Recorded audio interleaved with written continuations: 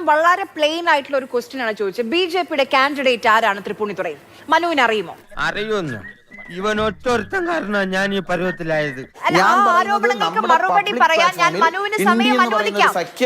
മനുവിന് ഞാൻ സമയം അനുവദിക്കും. അതെന്റെ വാക്ക്.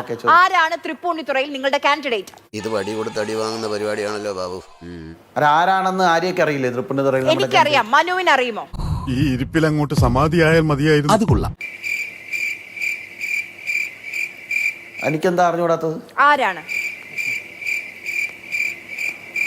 അതാരാണെന്ന് ആരെയൊക്കെ അറിയില്ലെങ്കിൽ അറിയണ്ട. ഒരു മാധ്യമ പ്രവർത്തകൻ എനിക്കറിയാം. ബിജെപിയുടെ കാൻഡിഡേറ്റ് ആരാണെന്ന് എനിക്കറിയാം. രാഷ്ട്രീയ പോരാട്ടം അല്ല, അത് മനുവിന് അറിയുമോ എന്നുള്ളതാണ് എന്റെ ചോദ്യം. എനിക്കറിയാം, തനിക്കറിയാമെന്ന് പറ. ചട്ടിയും ചോറും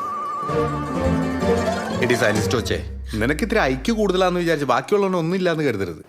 അറിയാമെങ്കിൽ അറിയില്ലെങ്കിൽ പറയണ്ടേ. ആര്യാന്നുള്ളൊരു ജേർണലിസ്റ്റ് ബിജെപിയുടെ പത്രസമ്മേളനം നടത്തി കാൻഡിഡേറ്റ് പ്രഖ്യാപിച്ച് NDA കാൻഡിഡേറ്റ് വന്നിട്ട് അറിയില്ലെങ്കിൽ പറയണ്ട. ബിജെപിയുടെ പത്രസമ്മേളനത്തിലല്ല അനൗൺസ്മെന്റ് വന്നത്. ബിജെപിയുടെ കാൻഡിഡേറ്റ് ആരാണ് തൃപ്പൂണിത്തുറയിൽ? നിനക്ക് എപ്പോഴും ഇത് തന്നെ ചോദിക്കാനുള്ളത്? എന്ത്? അതാണ് എനിക്ക് ചോദിക്കാനുള്ളത്. ഞാൻ ചോദിട്ടെ, NDA മുന്നണിയിൽ ഉള്ള ഒരാളുടെ ഇത് പ്രഖ്യാപിച്ചു, അതിൽ ആരാണെന്ന് അറിയില്ലെങ്കിൽ പറയണ്ടെന്ന്. സത്യം പറയണം. ഞാൻ സത്യം പറയാ സാറേ. നിങ്ങൾ ഇത്രയും വസ്തുത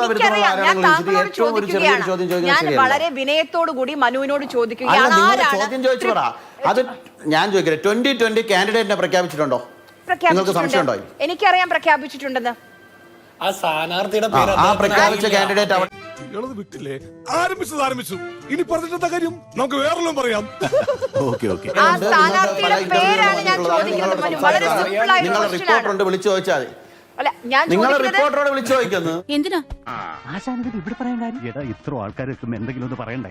ഞാൻ ചോദിക്കുന്നത് ബിജെപി നേതാവായ മനുവിനോടാണ്. ആരാണ് നിങ്ങളുടെ കാൻഡിഡേറ്റ് എന്ന്? ആര്യയുടെ ചോദ്യമൊക്കെ എനിക്ക് മനസ്സിലാവും. ആര്യയുടെ ചോദ്യമൊക്കെ എനിക്ക് മനസ്സിലാവും. ആരാണ് കാൻഡിഡേറ്റ്? അവിടെ കാൻഡിഡേറ്റ് ഉണ്ട്, NDA മുന്നോട്ട് വെക്കുന്നുണ്ട്. കൃത്യമായിട്ട് എനിക്കറിയില്ല. അറിഞ്ഞേ തീരുമെങ്കിൽ ചോദിക്കാം.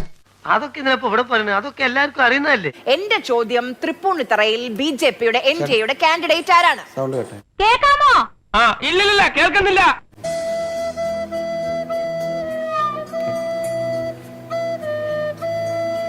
ആര്യ, ഹലോ. എനിക്ക് കേൾക്കാം മനു. അവര് പറയുന്നത് എനിക്ക് കേൾക്കുന്നില്ല. ഞാൻ പറയാം. മനു കേൾക്കാമോ? എന്തായാലും കൃത്യസമയത്ത് മനുവിന് കേൾക്കാതെ ആയിരിക്കുന്നു. മനു കേൾക്കാമോ? ഹലോ, ഉറച്ചു പറ, കേൾക്കുന്നില്ല. മനു,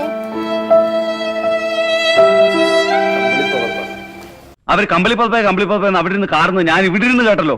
ഓഹോ, ചേട്ടൻ കേട്ടാ? എന്നാലേ ചേട്ടൻ വാങ്ങിച്ചു കൊടുക്കണം. കേൾക്കാൻ കഴിയുന്നില്ല എന്ന് വിചാരിക്കും. A few moments later. Shri Manu Prasad, നേരത്തെ കോൾ കട്ടായി എന്ന് തോന്നുന്നു. ഞാൻ ചോദിച്ച ചോദ്യത്തിന് ഉത്തരവുണ്ടോ? ആരാണ് നിങ്ങളുടെ കാൻഡിഡേറ്റ് എന്ന്? കോൾ കറക്റ്റ് അല്ല, അത് ഇവിടുന്ന് കട്ടായതാണ്. ഞാൻ അതിന് മറുപടി പറഞ്ഞുകൊണ്ടേ ഇരുന്നതാണ്. ഞാൻ 2-3 തവണ നിങ്ങളുടെ ആളുകളോട് സംസാരിച്ചതാണ്.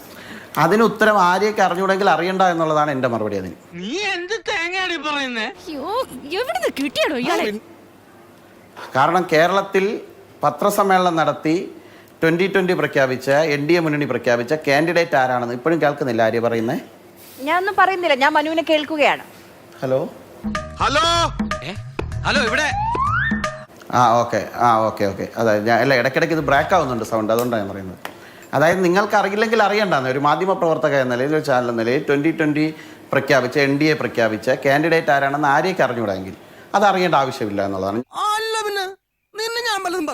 ഇത് പറഞ്ഞതിനല്ല, നീ നേരത്തെ എന്തോ പറയൂന്ന് പറഞ്ഞില്ലേ, ഇത് അതിനുള്ളതാ. അപ്പോൾ ബിജെപി പ്രതിനിധിയായി വന്നു നിൽക്കുന്ന യുവമോർച്ചയുടെ നേതാവായ താങ്കൾക്ക് പോലും തൃപ്പൂണിത്തുറയിൽ നിങ്ങളുടെ സ്ഥാനാർത്ഥി ആരാണെന്ന് അറിയില്ല. എന്ത് കഷ്ടമാണെന്ന് ആലോചിച്ച് നോക്കൂ.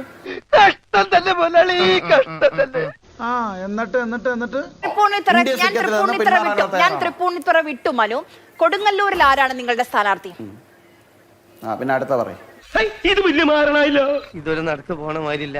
കൊടുങ്ങല്ലൂരിൽ ആരാണെന്ന് നിങ്ങൾക്ക് അറിയില്ലേ? NDAയുടെ സ്ഥാനാർത്ഥിയാണ്, 2020 സ്ഥാനാർത്ഥിയാണ്. ആരാണത്?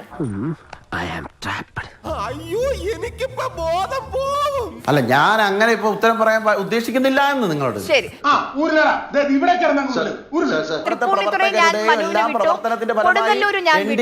നിങ്ങളോട് എനിക്കൊരു ദേഷ്യമില്ല. വിവരമില്ലായ്മ ഒരു കുറ്റമല്ലല്ലോ. അതെ. എന്നാ പോട്ടെ ശങ്കരേട്ടാ, എപ്പോഴേ പോകേണ്ടതായിരുന്നു.